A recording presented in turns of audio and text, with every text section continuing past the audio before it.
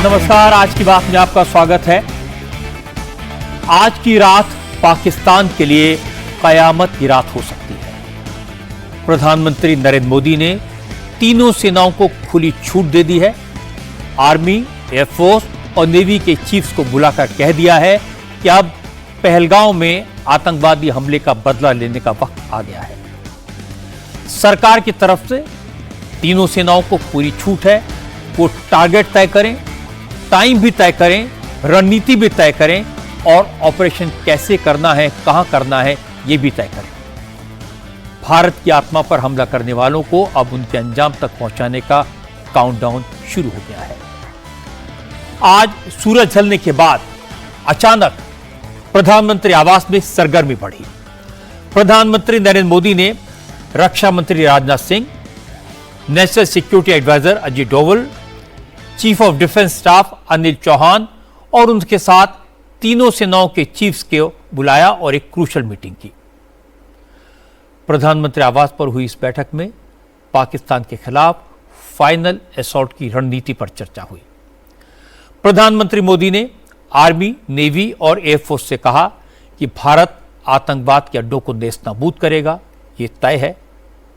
पहलगांव में निर्दोष भारतवासियों की हत्या करने वाले आतंकवादी जहां भी छुपे हैं, दहशतगर्दों को पाकिस्तान ने जहां भी छुपाकर रखा है, उन्हें वहां से खोजकर निकालकर मारा जाए। इसके लिए आकाश पाताल एक करना पड़े, कहीं भी घुसकर मारना पड़े, टारगेट जहां छिपा है वहां से उसे खोजकर निकालना पड़े। इसके लिए तीनों सेनाओं को दिल्ली की तरफ देखने की जरूरत नहीं है। सरकार की तरफ से ग्रीन सिग्नल है। इस्लामाबाद, लाहौर और कराची तक यह खबर पहुंच गई है कि अब बचना मुश्किल है। अभी पाकिस्तान के डिप्टी प्राइम मिनिस्टर इसाक डार का बयान आया है। इसाक डार ने पाकिस्तान की सेनेट में कहा कि उनके पास पक्की खबर है कि भारत पाकिस्तान पर किसी भी वक्त हमला कर सकता है। नरेंद्र मोदी टेंशन को कम करने के बजाय इस बार पाकिस्तान पर बड़ा अटैक करने की तैयारी कर चुके हैं। मैंने कहा कि जो हमारी रिपोर्ट्स हैं और जो हमारी फीडबैक है, जो हमारी इंटेल इनपुट है, वो इंडिकेट करती है कि ये कोई एस्केलेटरी मूव को भी कंसिडर कर रहे हैं। अगर इंडिया ने ये काम किया तो इस दफा टिट फॉर टैट होगा, इनका जवाब पत्थर से दिया जाएगा इंशाल्लाह। हमने जो कुछ किया, मैंने कहा पहले दिन हमने फौरी जो रिएक्शन दिया, रिकॉर्ड में मौजूद है। मैंने कहा था टिट फॉर टैट करेंगे, जो किया है उसके साथ उतना जरूर करेंगे। लेकिन मुझे यानी इस पे शक है और अक्सर लोगों को शक है कि शायद इस ट्रीटी को करने के लिए तमाम ड्रामा रचाया गया। लेकिन ऑब्वियसली हमारे पास ये सबूत नहीं है कि उन्होंने ड्रामा रचाया। जैसे हम कहते हैं कि पाकिस्तान का इसमें अल्हम्दुलिल्लाह कोई हाथ नहीं है, तो हम बिल्कुल कॉन्फिडेंस के साथ ये कह रहे हैं कि पाकिस्तान में कोई हाथ नहीं है। नरेंद्र मोदी ने टॉप लेवल मीटिंग की, आर्मी, नेवी, एयरफोर्स को इंस्ट्रक्शंस दी। इसका डर पाकिस्तान में साफ दिखाई दे रहा है। इससे थोड़ी देर पहले नवाज शरीफ की बेटी और पाकिस्तान के पंजाब सूबे की चीफ मिनिस्टर मरियम नवाज ने भी कहा कि बॉर्डर पर टेंशन है, भारत हमला कर सकता है, लेकिन पाकिस्तानियों को खौफजदा होने की जरूरत नहीं, क्योंकि पाकिस्तान के पास एटम बम है। आज इंडिया और पाकिस्तान के बॉर्डर्स पे टेंशन है, एक खतरा मंडला रहा है। फिक्र करने की जरूरत नहीं है। अल्लाह ताला ने पाकिस्तान को और पाकिस्तानियों को और पाकिस्तान की अफवाज को इतनी ताकत दी है कि वो दुश्मन का हर वार का मुकाबला कर सकते हैं। अगर आज पाकिस्तान का कोई भी दुश्मन पाकिस्तान पर हमला करते वक्त 10 बार सोचेगा तो उसकी वजह यह है कि अल्लाह ताला के फजल से पाकिस्तान आज एक एटमी कुव्वत है। पाकिस्तान के पास एटम बॉम्ब है। अब देखिए, पाकिस्तान के बड़े बड़े 30 बार खां अपने लोगों से कह रहे हैं कि नरेंद्र मोदी अब छोड़ेंगे नहीं। पाकिस्तान के सेनेट में आज प्रधानमंत्री नरेंद्र मोदी का नाम लेकर क्या क्या कहा गया, किस तरह भारत के मुसलमानों को पाकिस्तान का साथ देने के लिए उकसाया गया और भारत के मुसलमानों ने पाकिस्तान को कैसे मुंह तोड़ जवाब दिया, ये सब मैं आपको बताऊंगा। लेकिन पहले ये बता देता हूं कि आज प्रधानमंत्री आवास पर जो हाई लेवल मीटिंग हुई उसमें क्या क्या हुआ इसकी डिटेल्स और इसके अपडेट के लिए इंडिया टीवी के पॉलिटिकल एडिटर देवेंद्र पाराशर हमारे साथ हैं।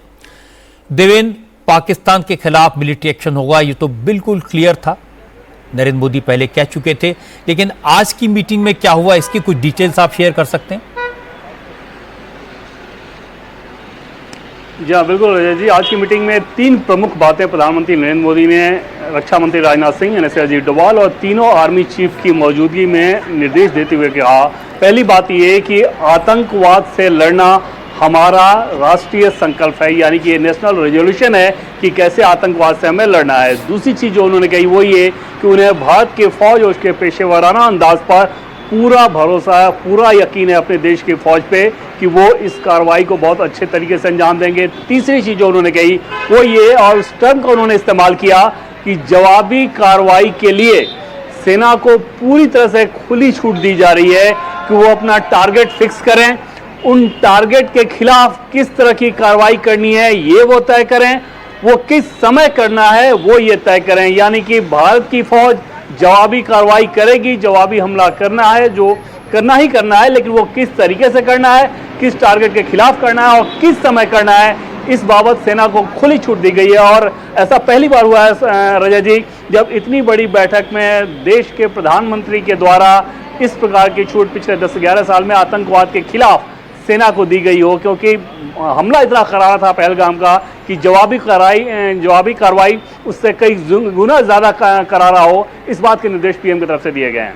रजत जी, देवेंद्र, आपकी बात बिल्कुल सही है कि मिलिट्री एक्शन कहाँ होगा, कब होगा, कैसे होगा, इसकी छूट दी गई है, लेकिन कैसे होगा, क्या होगा, ये बातें तो टॉप सीक्रेट होती हैं, डिस्कस नहीं की जा सकती हैं। लेकिन जब प्रधानमंत्री ने तीनों सेनाओं के प्रमुखों से कहा उन्हें इसकी खुली छूट है, तो इसका मतलब क्या लगाया जाए? इमीडिएट एक्शन या थोड़ा इंतजार करना होगा? और इस तरह के एक्शन की अगर बात करें तो एकदम से इमीडिएट एक्शन नहीं होता है, बल्कि उसमें अपने प्लानिंग के हिसाब से ज़्यादा बड़ा एक्शन, ज़्यादा पेनिट्रेशन वाला, ज़्यादा तीखा हो, इस तरह का सेना का अप्रोच रहता है। उसमें ये समझा जा सकता है कि किसी आनन फानन में सिर्फ ये दिखाने के लिए हमने जवाबी कार्रवाई कर दी, वो नहीं किया जाएगा, बल्कि कुछ ऐसा होगा जिसकी गूंज पाकिस्तान को सालों तक सुनाई दे और ये समझ में आए कि आतंकवाद का प्रयोजन उसके लिए कितना मुसीबत भरा, कितना भारी पड़ने वाला है। जो त्वरित कार्रवाई हो सकती है वो तो ऑलरेडी किया जा रहा है, लेकिन जब जवाबी कार्रवाई टर्म का इस्तेमाल प्रधानमंत्री मोदी ने किया और ये कहा कि खुली छूट है, तो समझा जाता है कि सेना अपनी पूरी मारक क्षमता के साथ इस प्रकार की जवाबी कार्रवाई को अंजाम देगी। उसमें थोड़ा सा समय लग सकता है।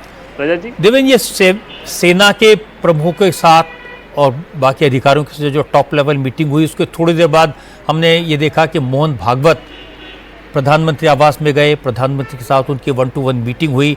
इसका कोई मतलब है, इसका कोई मकसद? वो इस लिहाज से था रजत जी कि पिछले 4-5 दिनों की अगर बात करें तो संघ प्रमुख दिल्ली में हैं और उस लिहाज से 2 बार तो सार्वजनिक तौर पे इस व्यथा को, इस पीड़ा को बता चुके हैं कि किस प्रकार से पहलगाम में धर्म के आधार पर निर्दोषों को निशाना बनाया गया। और ऐसे समय में भारत जैसे देश में नरेंद्र मोदी की सरकार है और उस कंडीशन में अगर हिंदुओं को धर्म के आधार पर आतंकी निशाना बना रहे हैं तो संघ प्रमुख की भी चिंता सामाजिक संगठन के एक मुखिया होने के नाते लाजमी सी बात है और उन्होंने प्रधानमंत्री नरेंद्र मोदी से मिलने के लिए समय मांगा था। दिलचस्प ये था कि रक्षा वाली मीटिंग के ठीक बाद, थोड़ी देर बाद जब संघ प्रमुख वहाँ पे गए थे, तो समझा जा सकता है कि प्रधानमंत्री नरेंद्र मोदी ने जो कुछ भी निर्देश दिया है उसमें हर बात तो नहीं बताई जा सकती, लेकिन एक सेंस, एक भरोसा, एक आश्वासन संघ प्रमुख मोहन भागवत को प्रधानमंत्री मोदी के द्वारा जरूर मिला होगा कि भारत इस चोट का बहुत करारा जवाब देने वाला है और उचित समय पर वो जवाब दिया जाएगा। सेना के ऊपर किसी प्रकार की कोई बंदिश नहीं है। आमतौर पर ऐसे मामले में डिप्लोमेटिक या पॉलिटिकल प्रेशर की एक आशंका रहती है, वो आज प्रधानमंत्री नरेंद्र मोदी ने इस बैठक में साफ कर दिया कि सेना इस प्रकार के किसी भी दबाव से पूरी तरह मुक्त है। देवेंद्र, आपने कम शब्दों में जो बताया उसका मतलब बहुत बड़ा है और वाकई में पाकिस्तान के लिए बहुत बड़ी चेतावनी है। बहुत बहुत शुक्रिया आपका, हम आपसे लगातार अपडेट लेते रहेंगे। प्रधानमंत्री नरेंद्र मोदी की तीनों सेनाओं को आतंकवादियों के खिलाफ एक्शन लेने की खुली छूट, इस पर किसी को आश्चर्य नहीं होना चाहिए। पाकिस्तान के खिलाफ एक्शन तो होना ही है। नरेंद्र मोदी जो कहते हैं वो करते हैं, ये उनका ट्रैक रिकॉर्ड है। मोदी ने बिल्कुल साफ साफ कहा था कि पाकिस्तान ने जो नापाक हरकत की है उसकी उसे भारी कीमत चुकानी पड़ेगी। अब मोदी के शब्दों के मुताबिक पहलगाम के गुनहगारों को, उनके आकाओं को हमारी सेना धरती और पाताल से खोद कर निकालेगी और सजा देगी। यही हिम्मत नरेंद्र मोदी को बाकी नेताओं से अलग बनाती है। पहले के प्रधानमंत्री यही सोचते रह जाते थे कि ये करेंगे तो वो हो जाएगा, वो करेंगे तो ये हो जाएगा। इस चक्कर में कई दिन फैसला नहीं हो पाता था। सेना पर पाबंदियां होती थी, बंदिश होती थी। पर मोदी का ट्रैक रिकॉर्ड बिल्कुल अलग है। वो बताकर मारते हैं, घर में घुसकर मारते हैं, सेना को पूरी छूट देते हैं।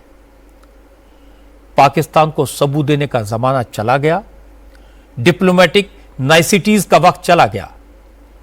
अब पाकिस्तान को एक बार फिर उसी की भाषा में जवाब दिया जाएगा और इस बार जवाब बहुत करारा होगा। नरेंद्र मोदी के बयान के मुताबिक होगा, भारत के दुश्मनों को मिट्टी में मिला दिया जाएगा और इसका वक्त अब आ गया है। और जैसा मैंने आपको दिखाया कि पाकिस्तान के नेता इसको बखूबी समझ रहे हैं, डर उनके चेहरों पर दिखाई दे रहा है। पाकिस्तान की सरकार को भी पता है कि पाकिस्तान के पास अब सोचने का भी वक्त नहीं है। आज ही पाकिस्तान के रक्षा मंत्री ख्वाजा आसिफ ने कहा कि अगले 4-5 दिन पाकिस्तान पर भारी हो सकते हैं, क्योंकि जो होना है वो 4-5 दिन में हो जाएगा। इसी दौरान भारत पाकिस्तान पर हमला कर सकता है। ख्वाजा आसिफ ने कहा कि नरेंद्र मोदी किसी भी हद तक जा सकते हैं, इसलिए पाकिस्तान ने पूरी तैयारी कर ली है। लेकिन पहलगाम हमले के बाद पूरी दुनिया भारत के साथ है। आज भारत ने यूनाइटेड नेशंस में पाकिस्तान के रक्षा मंत्री के बयान का हवाला देकर पाकिस्तान को दहशतगर्द मुल्क घोषित कर दिया। ख्वाजा आसिफ ने माना था कि पाकिस्तान पिछले 30 साल से आतंकवाद को पाल पोस रहा है। इसी बयान को कोट करते हुए आज यूनाइटेड नेशंस में भारत के एम्बेसडर योजना पटेल ने कहा, अब तो पाकिस्तान ने खुद मान लिया है कि वो दहशतगर्द मुल्क है। पहलगाम में निर्दोष भारतीयों की हत्या इसका सबूत है। इसलिए अब पूरी दुनिया को एकजुट होकर पाकिस्तान के खिलाफ भारत के एक्शन को सपोर्ट करना चाहिए। पहलगाम में हुआ आतंकी हमला 2008 में मुंबई पर 26/11 के बाद हुए आतंकी हमले के बाद ऐसा अटैक है जिसमें सबसे ज्यादा आम आदमी की जान गई है। भारत बरसों से सीमा पार आतंकवाद का शिकार रहा है। ऐसे में ऐसी बर्बर घटनाओं के पीड़ितों और उनके परिवारों ही नहीं, पूरे समाज पर पड़ने वाला असर हम बखूबी समझते हैं। बदकिस्मती की बात है कि एक प्रतिनिधिमंडल ने इस मंच का इस्तेमाल सियासी मकसद के लिए किया और इसके एजेंडे को नुकसान पहुंचाने की नीयत से भारत पर बेबुनियाद इल्जामात लगाए हैं। हाल ही में एक टीवी इंटरव्यू में पूरी दुनिया ने सुना जब पाकिस्तान की रक्षा मंत्री ख्वाजा आसिफ ने माना था कि उनका देश पिछले कई दशकों से आतंकवादी संगठनों को समर्थन दे रहा है, उनको आर्थिक मदद और प्रशिक्षण देता रहा है। इस खुले इकबालिया बयान से किसी को कोई हैरानी नहीं हुई। इससे एक अराजक देश के तौर पर पाकिस्तान का पर्दाफाश हो गया है, जो दुनिया में आतंकवाद की आग को भड़काकर पूरे इलाके को अस्थिर करता रहा है। अब उसकी हरकतों पर पूरी दुनिया आंखें बंद नहीं रख सकती है। एक इंटरेस्टिंग बात है कि पाकिस्तान में कई ऐसे नेता भी हैं जो मोदी की तारीफ कर रहे हैं, मोदी के नाम से पाकिस्तान के लोगों को डरा रहे हैं। वो ख्वाजा आसिफ के बयान को पाकिस्तान की बड़ी मुसीबत बता रहे हैं, नरेंद्र मोदी की डिप्लोमेसी की कूटनीति की तारीफ कर रहे हैं।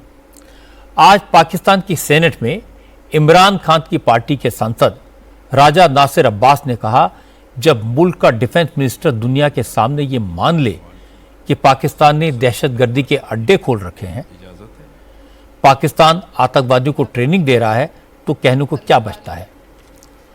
राजा नासिर अब्बास ने कहा, आज पूरी दुनिया भारत के साथ खड़ी है और पाकिस्तान अलग थलग हो गया है। हमारा दुश्मन स्टेप बाय स्टेप आगे बढ़ रहा है, आहिस्ता आहिस्ता आगे बढ़ रहा है। वो हमें आइसोलेट करना चाहता है, तन्हा करना चाहता है और उसके बाद हमारे पाकिस्तान के वजूद को मिटाना चाहता है। आप देख लें, उसकी खारजा पॉलिसी देख लें, पाकिस्तान को हर जगह तन्हा करना चाहता है वो। आप इकोनॉमिकल देख लें, सोशली देख लें, हर लिहाज से कई तरह की जंग शुरू की उसने हमारे खिलाफ। वो दहशतगर्दों को भी सपोर्ट करता है, मीडिया वार भी कर रहा है, नफ्सियाती जंग भी लड़ रहा है, कोग्निटिव वार भी कर रहा है। हमारे अजहान को तस्खीर करके उन्हें अपना सिपाही बना रहा है। मुकाबले में हम क्या कर रहे हैं? पीकॉक ला रहे हैं, हम अपनी मीडिया का गला घोंट रहे हैं। वो चाहता है कि अपने लोगों को मुंसजिम करे, इकट्ठा करे, इंतहा पसंदी की तरफ लेके जाता है, मुसलमानों को भी नुकसान पहुंचा रहा है, पॉपुलर गवर्नमेंट बना रहा है, वहां का सिस्टम अपने पॉपुलर लीडरशिप को संभाल रहा है। और हम पाकिस्तान के अंदर आप देख लें, मोदी की खारजा पॉलिसी आप दुनिया के सामने है कि किस किस मुल्क ने उसकी हिमायत की है, उसका साथ देने की कोशिश की है। और हम कहां खड़े हैं? हमारी फॉरेन पॉलिसी किधर है? डिप्लोमेसी किधर है? मीडिया वार किधर है? यही पार्लियामेंट है, हम यहां बैठे हैं, यहां वजीर दिफा को आना चाहिए था, हमें हकायक बतलाने चाहिए थे क्या सूरत हाल है, ताकि हम अपने वतन को डिफेंड कर सकें। भारत क्या करेगा, मोदी क्या कर सकते हैं, ये भारत में तो कोई नहीं कह रहा। ऑफिशियली एक लफ्ज़ इसके बारे में नहीं कहा गया, लेकिन पाकिस्तान के नेता जानते हैं कि भारत क्या कर सकता है, भारत की ताकत क्या है। हालांकि शहबाज शरीफ की मुस्लिम लीग, बिलावल भुट्टो की पाकिस्तान पीपल्स पार्टी समेत तमाम पार्टियों के नेता अब ख्वाजा आसिफ के कबूलनामे पर मिट्टी डालने की कोशिश कर रहे हैं। पाकिस्तान के सेनेटर ये मान चुके हैं कि पहलगाम हमले के बाद भारत छोड़ेगा नहीं, पाकिस्तान पर अटैक तो होगा। इसीलिए पाकिस्तान के सांसदों ने अभी से चिल्लाना शुरू कर दिया है। कोई कह रहा है भारत ने हमला किया तो खून की नदियां बह जाएंगी, एटम बम चल जाएंगे। कोई कह रहा है कि पाकिस्तान लाल किले पर झंडा फहरा देगा। पाकिस्तान पीपल्स पार्टी की सांसद पलवाशा खान ने कहा, मोदी ने इजराइल के प्राइम मिनिस्टर बेंजामिन नेतन्याहू के साथ अलायंस बना लिया है। नेतन्याहू गाजा में फिलिस्तीनियों का खून बहा रहे हैं और मोदी पाकिस्तानियों का खून बहाना चाहते हैं। कोई दो राय नहीं कि इस वक्त मोदी और नेतन्याहू का आपस में गठजोड़ है। सेनेट ऑफ पाकिस्तान की तरफ से ये पैगाम जाना चाहिए कि अगर कोई हाथ इस तरफ बढ़ता है तो फिर जो उनकी ताकत की अलामत है दिल्ली का लाल किला, उसकी फसीलों ने भी फिर ऐसा कुछ तो खून नहीं देखा होगा जो वहाँ बरपा होगा और जिसकी गवाही वो सदियों से जिसने नहीं देखी होगी और वो सदियों तक उसकी फसीलें गवा रहेंगी। और अगर जनाब ये पाकिस्तान को गज़ा समझते हैं तो मोदी को ये बावर करवा देना चाहिए कि ये गज़ा नहीं है, इराक नहीं है, लिबिया नहीं है, ये एक एटमी ताकत है। और मोदी और उसके बगल बच्चे नेतन्याहू को भी ये पता होना चाहिए कि वहाँ भी जहाँ गज़ा के मुसलमानों के पास लड़ने के लिए कुछ नहीं, पेट भूखे हैं, वहाँ भी उनके मुजाहिदीन के आगे इनकी कोई हैसियत नहीं। तो आज पाकिस्तान की सेनेट में एक और ख़ास बात सुनने को मिली। पाकिस्तान के कई लीडर्स ने बार बार हिंदुस्तान के मुसलमानों की बात की, आतंकवाद को इस्लाम से जोड़ने की कोशिश की, बार बार दावा किया अगर मोदी ने पाकिस्तान पर हमला किया तो दुनिया भर के मुसलमान एक होकर भारत को जवाब देंगे। भारत के मुसलमान भी पाकिस्तान के साथ मिलकर मोदी को सबक सिखाएंगे। ये सुनने वाली बात है। एक वो बात करते ना कि हम घुस के मारेंगे, मैं उसको बता दूं कि हम ऑलरेडी उसके अंदर घुसे हुए हैं।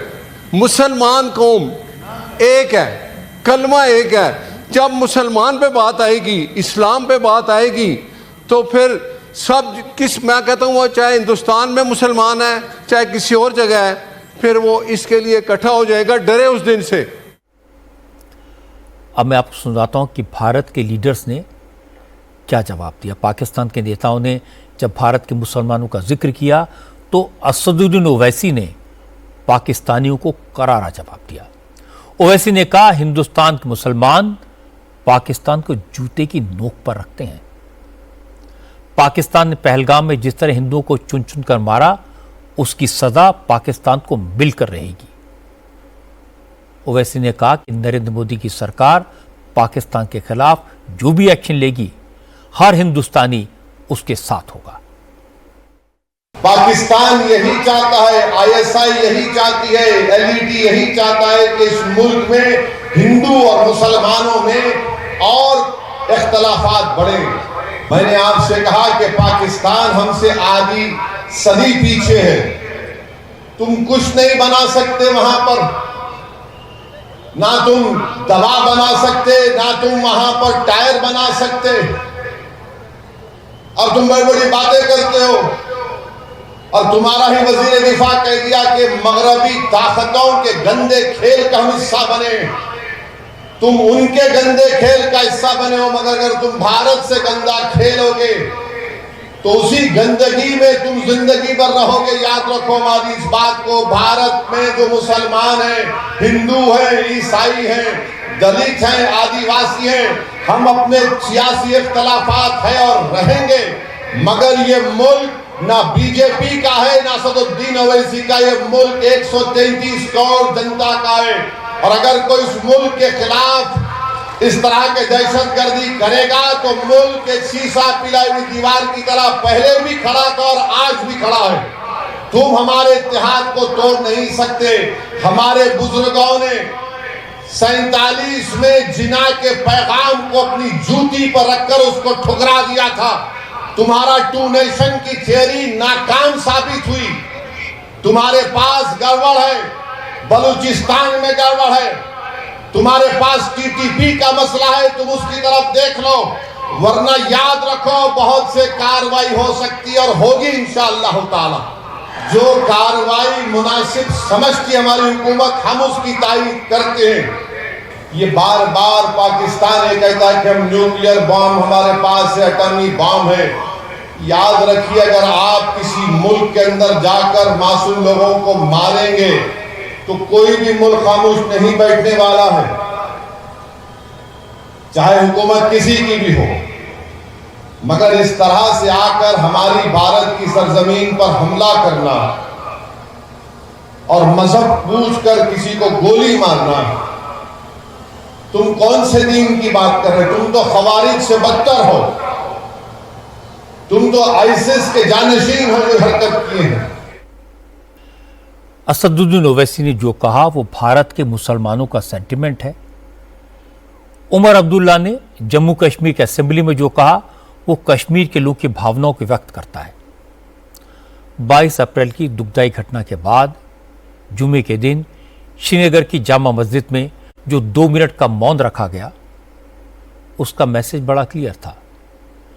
पहली बार मौलानाओं ने कहा मजहब पूछकर गोली मारना इस्लाम के खिलाफ है। पहली बार पाकिस्तान ने देखा कि हिंदू और मुसलमान दोनों मिलकर आतंकवाद के खिलाफ खड़े हो गए हैं।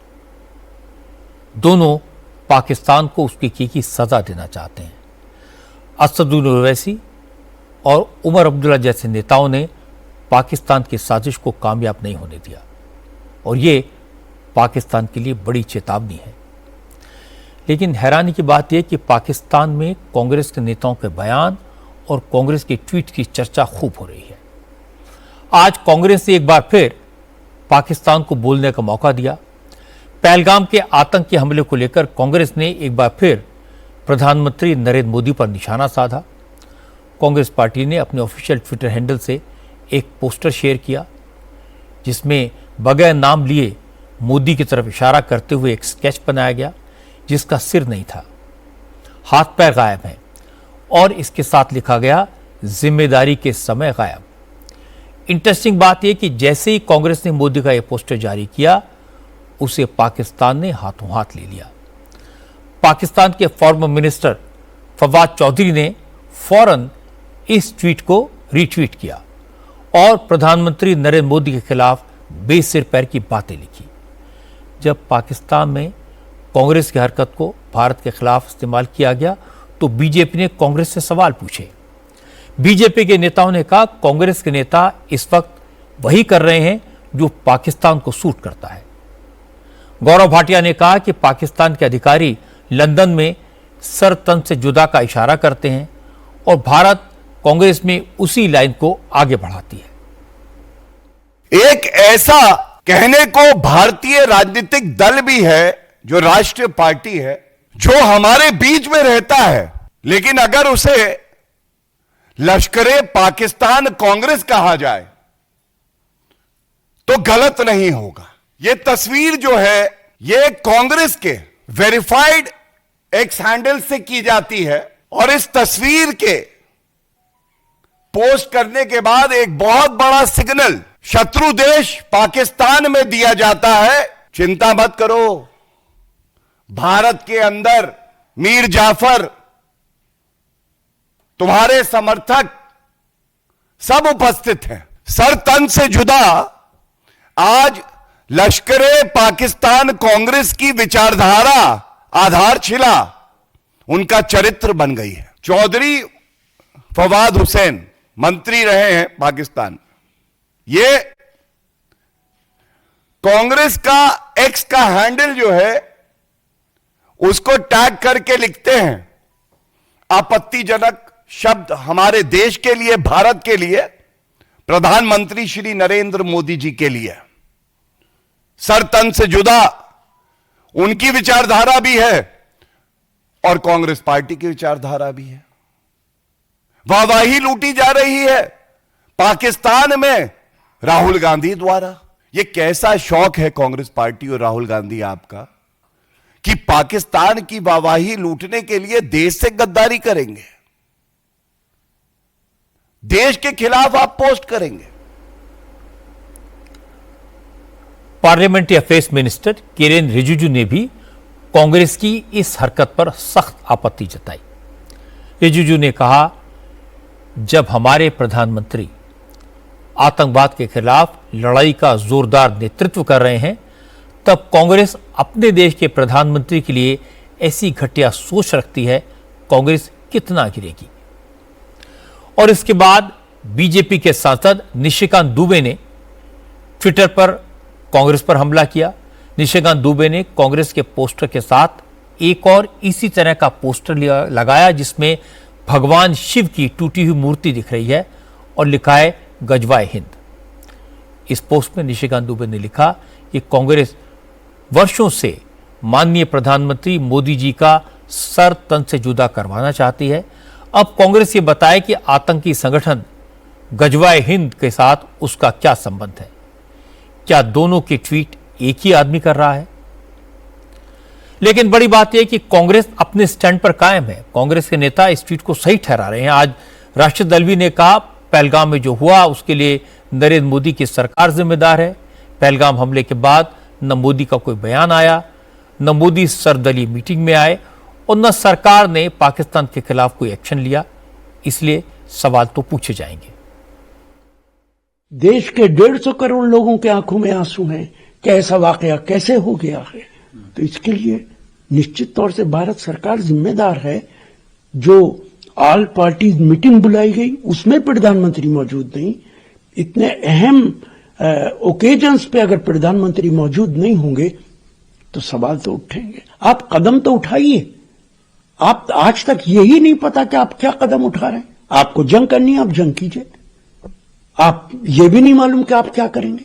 लेकिन ऐसा लगता है कि भारत सरकार ने अभी इस मामले में कोई फैसला नहीं किया है। अभी हैरानी की बात है कि कांग्रेस के नेता एक के बाद एक ऐसे बयान दे रहे हैं जिसका फायदा पाकिस्तान अपने प्रोपेगेंडा को फैलाने में लगातार कर रहा है। आज कांग्रेस ने पाकिस्तान के बजाय प्रधानमंत्री मोदी को निशाना बनाया और इसके बाद कर्नाटक सरकार में मंत्री और कांग्रेस के बड़े नेता दिनेश गुंडूराव ने कहा, बीजेपी पहलगाम के आतंकी हमले पर सियासत कर रही है।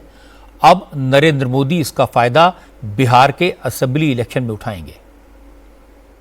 I think the Congress, some of the people who put out posters about Mr. Modi was in a way to say that where is Mr. Modi? Is he addressing the media? Is he clarifying anything? Has he answered any questions? He goes to Bihar and he continues to take part in election rally when all the other opposition leaders have called for a meeting. So for him, his election rally is more important, or the security of the country is more important. And for him, everything is to take advantage of. Pulwama helped him in his Lok Sabha election. Godhra helped him in his Gujarat election. Now this he is using for his Bihar election. You should think of the country first, no? Dinesh Gundurao के इस बयान का पाकिस्तान के नेताओं ने पूरा मजा लिया। पाकिस्तान के रक्षा मंत्री ख्वाजा आसिफ ने एग्जैक्ट यही बात दोहरा दी। ख्वाजा आसिफ ने कहा, अब तो भारत की सियासी जमात के लोग खुलेआम कह रहे हैं कि पहलगाम में जो कुछ हुआ वो मोदी सरकार का ड्रामा है और वो इसके जरिए बिहार का चुनाव जीतना चाहते हैं। जो इंडिया जो है वो तुला हुआ है किसी न किसी एडवेंचर के ऊपर, और उसकी वजूहत जो है मोस्टली पॉलिटिकल है। ठीक, वहाँ पे एक इलेक्शन है वो फेस कर रहे हैं, और परहैप्स ये सारी के सारा ड्रामा उस इलेक्शन की वजह से हो रहा है। उनकी अपनी जो सियासी पार्टियां जो हैं वो सारी की सारी बाकायदा जो है कवाली कर रही हैं कि ये सारा ड्रामा जो है इस इलेक्शन के लिए किया है मोदी ने। अब ये भी खबर आई है कि कांग्रेस ने अपने ऑफिशियल ट्विटर हैंडल से ये पोस्ट डिलीट कर दी है, लेकिन कहते हैं ना कि 100 चूहे खा के बिल्ली हज को चली। अब क्या फायदा, नुकसान तो हो चुका। नोट करने वाली बात यह कि आज अखिलेश यादव भी इसी रास्ते पर चले। अखिलेश यादव ने पाकिस्तान की कोई बात नहीं की।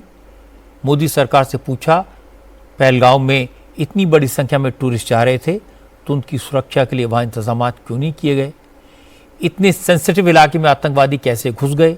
क्या कोई भी वहां जांच पड़ताल के बिना जा सकता है? अखिलेश यादव ने ट्विटर पर लिखा, बीजेपी जब यहां कोई प्राइवेट प्रोग्राम करती है तो 250 वीवीआईपी के लिए हजारों सुरक्षा कर्मियों का घेरा बना दिया जाता है, तो फिर पर्यटकों के लिए पहलगाम में सुरक्षा क्यों नहीं थी? बीजेपी को उसका जवाब देना चाहिए। अखिलेश यादव के बयान का जिक्र भी पाकिस्तान के सेनेट में हुआ। पाकिस्तान के सेनेटर सैफुल्लाह अब्दू ने कहा, सिर्फ कांग्रेस ही नहीं, आम आदमी पार्टी और समाजवादी पार्टी जैसी तमाम सियासी जमातें पहलगाम हमले को लेकर नरेंद्र मोदी पर सवाल उठा रही हैं। इसलिए पाकिस्तान को फिक्र करने की कोई जरूरत नहीं है, क्योंकि दुनिया को पाकिस्तान जो बताने की कोशिश कर रहा है वो काम भारत का अपोजिशन बखूबी कर रहा है।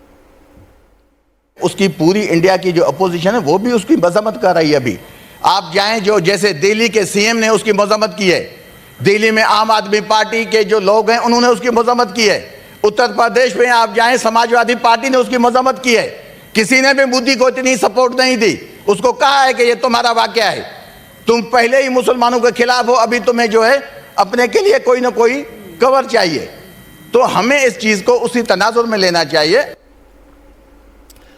जब कांग्रेस और समाजवादी पार्टी के बयानों का इस्तेमाल पाकिस्तान ने भारत के खिलाफ प्रोपेगेंडा वॉर में किया तो योगी आदित्यनाथ ने जवाब दिया। योगी ने कहा कि समाजवादी पार्टी के नेता ऐसे बयान दे रहे हैं, ऐसी बातें कर रहे हैं जिससे ये फर्क करना मुश्किल है कि वो समाजवादी पार्टी के नेता हैं या फिर पाकिस्तान के प्रवक्ता हैं। योगी ने कहा, अभी तो पाकिस्तान को सबक सिखाने का वक्त है। इसके बाद देश के लोग ऐसे नेताओं का भी हिसाब करेंगे जो पाकिस्तान की भाषा बोलते हैं। आपने देखा होगा जब 22 अप्रैल को पहलगाम में पर्यटकों पर हमला हुआ था, आतंकी हमला हुआ था, समाजवादी पार्टी के नेताओं के बयान किस किस प्रकार के बयान आते हैं, ये पता लगाने में ही कठिनाई होती है कभी कभी कि ये समाजवादी पार्टी के नेता बयान दे रहे हैं या कोई पाकिस्तान का प्रवक्ता बयान दे रहा है। ये पता लगाने में ही कठिनाई हो जा रही है।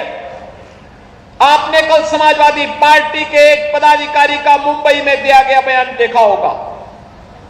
इससे पहले कानपुर का एक नौजवान अपने परिवार के साथ गया था पहलगाम, स्वर्गीय शुभम द्विवेदी की निर्मम हत्या कर दी गई। जब पत्रकारों ने समाजवादी पार्टी के अध्यक्ष से पूछा कि आप समाजवादी पार्टी आप वहां क्यों नहीं गए, तो उन्होंने कहा कि हमारी पार्टी का थोड़े था। कितना दुर्भाग्यपूर्ण और शर्मनाक बयान है। बहनों और भाइयों, देश की संवेदना होनी चाहिए अपने नागरिकों पर। पूरा देश पार्टी लाइन से ऊपर उठ करके एक साथ इस घटना की निंदा कर रहा है और समाजवादी पार्टी के लोग इस प्रकार का दुर्भाग्यपूर्ण बयान देते हैं, इस प्रकार का दुर्भाग्यपूर्ण बयान देते हैं। पहलगाम की घटना में उनका एक राष्ट्रीय महासचिव बयान देता है, कहता हिंदू ने हिंदू को मारा है, यानी पाकिस्तान को क्लीन चिट देने की कुत्सित चेष्टा। उनका एक सांसद उससे भी घटिया स्तर का बयान देता है। बहनों और भाइयों, जब भी जातिवाद की राजनीति होगी, जब भी विभाजनकारी राजनीति होगी, तो तुष्टीकरण की पराकाष्ठा को पार करते हुए आपकी सुरक्षा के साथ ऐसे ही खिलवाड़ करने का कुत्सित प्रयास करेंगे जैसे वर्तमान में कुछ कांग्रेस के नेता और समाजवादी पार्टी के नेता कर रहे हैं। इसके बाद योगी आदित्यनाथ ने कहा, जब पूरे देश में एकजुटता है, सब लोग एक हैं, तब कांग्रेस और समाजवादी पार्टी के नेता भी देश के साथ खड़े होंगे। इसकी उम्मीद करना ही बेकार है। योगी ने कहा, पूरा देश नरेंद्र मोदी के साथ है।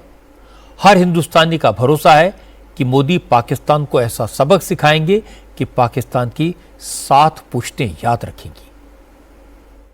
आखिर देश के बारे में कुछ तो दायित्व होने चाहिए, एक तो सीमा होनी चाहिए, सार्वजनिक जीवन में एक लक्ष्मण रेखा तो होनी चाहिए।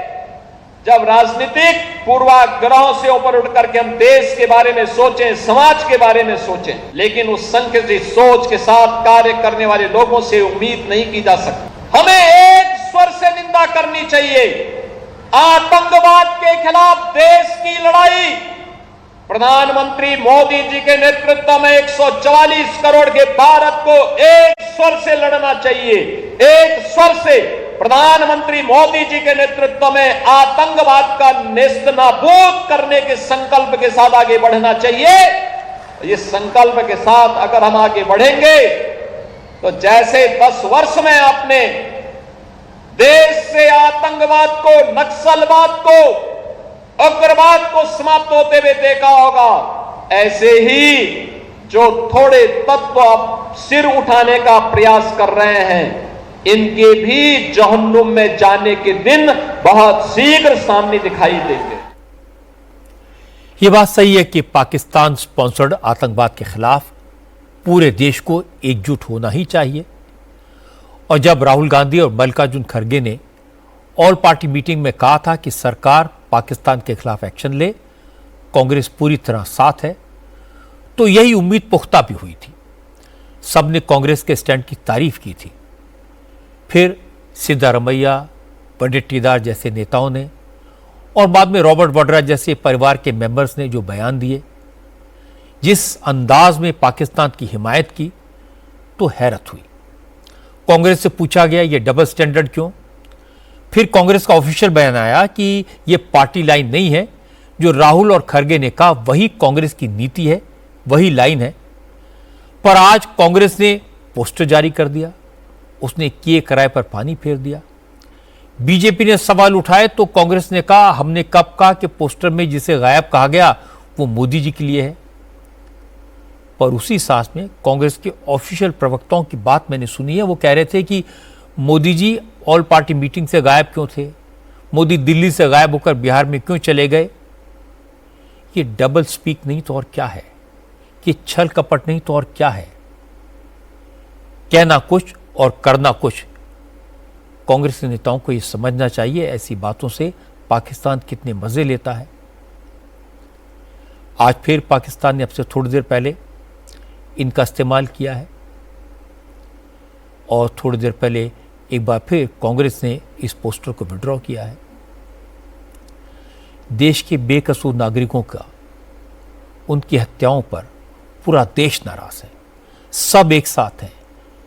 वहां कांग्रेस को यह सब करने की क्या जरूरत पड़ी? यह सही है कि बीजेपी ने भी ओवर रिएक्ट किया, कांग्रेस को पाकिस्तान एजेंट कहा, यह अवॉइड करना चाहिए था। लेकिन संकट की इस घड़ी में कांग्रेस से ऐसी उम्मीद नहीं थी। अगर कोई और न मिले तो कांग्रेस को उमर अब्दुल्ला और असदुद्दीन ओवैसी से सीखना चाहिए कि जब मुकाबला देश के दुश्मन से हो तो बयान किस अंदाज में देना चाहिए। पहलगाम अटैक के बाद भारत से पाकिस्तानियों को बाहर किया जा रहा है।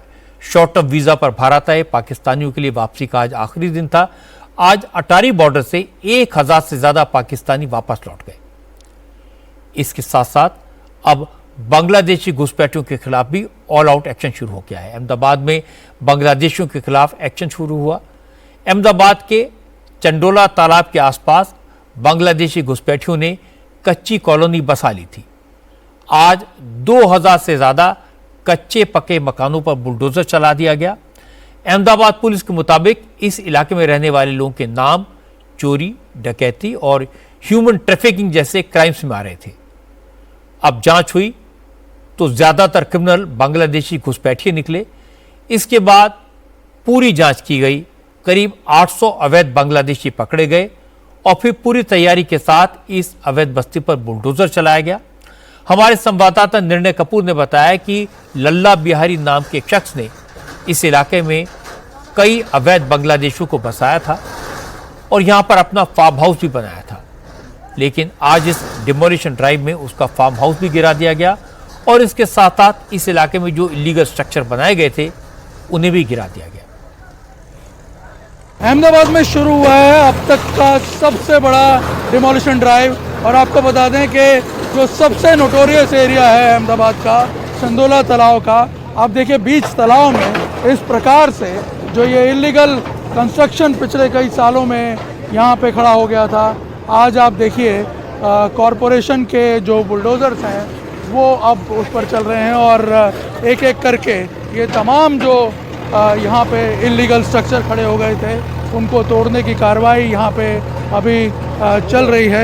यहाँ अगर आप देखेंगे कॉरपोरेशन के जो ये बुलडोज़र हैं ये एक एक करके सभी जो ये इलीगल स्ट्रक्चर्स हैं उनको यहाँ से हटा रहे हैं। पिछले कुछ सालों में जिस प्रकार से यहाँ पे इंक्रोचमेंट किया गया है उसमें ज़्यादातर हमने देखा है कि जो बांग्लादेशी मूल के लोग हैं वो यहाँ आकर के इलीगली बस गए और उन्होंने यहाँ पे पूरा एक तरह से तालाब पे कब्जा करना शुरू कर दिया और देखते देखते ये पूरा का पूरा इलाका जो है ये इसी प्रकार के इलीगल कंस्ट्रक्शन से भर गया।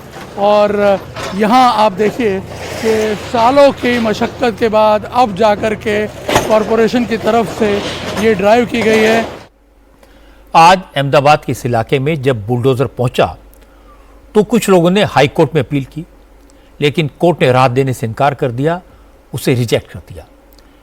अहमदाबाद के जॉइंट सीपी शरद सिंघल ने कहा, चंडोला तालाब के आसपास बनी अवैध बस्ती अपराध का अड्डा बन गई थी। अपराध करने वाले बांग्लादेशी घुसपैठिए थे, इसलिए आज जो एक्शन हुआ वो आगे भी जारी रहेगा। 2009 में यहाँ पे एक बार डिमोलिशन हुआ था और पिछले 15 साल में इन्होंने फिर से एक बहुत बड़ी जो गैर कायदेसर बस्ती है वो बनाई थी। कॉरपोरेशन ने उसको सर्वे किया गया, ये पाया गया कि चंडोला तालाब के जो सरकारी ज़मीन है उस पे इन्होंने गलत तरीके से बस्ती बनाई गई थी। यहाँ पे पहले भी बहुत सारे इलीगल एक्टिविटीज़ में जो शामिल लोग थे पकड़े जा चुके हैं। चोरी हो, प्रोस्टिट्यूशन हो और ऐसी बहुत सारी गैर कायदेसर प्रवृत्ति यहाँ पे चलती थी। ये एएमसी अहमदाबाद म्यूनिसिपल कॉरपोरेशन की जवाबदारी है कि एक बार दबान हटाने के बाद फिर से दबान ना हो, क्योंकि मिलकत जो है वो सरकार की मिलकत का देख रेख कॉरपोरेशन को देखना था। और मैं समझता हूँ और मानता भी हूँ कि इसके बाद वो कुछ ठोस कदम उठाएंगे जिससे कि फिर से घुसनखोरी और दबान ना हो। बांग्लादेशी घुसपैठियों का प्रॉब्लम पुराना है। कांग्रेस की सरकार के वक्त 2013 में होम मिनिस्टर ने पार्लियामेंट में बताया था कि देश में बांग्लादेशी घुसपैठियों की संख्या 1 करोड़ से ज़्यादा हो सकती है। अब सोचिए, इतनी बड़ी संख्या में गैर कानूनी तौर पर रह रहे बांग्लादेशियों की पहचान करना आसान काम नहीं है।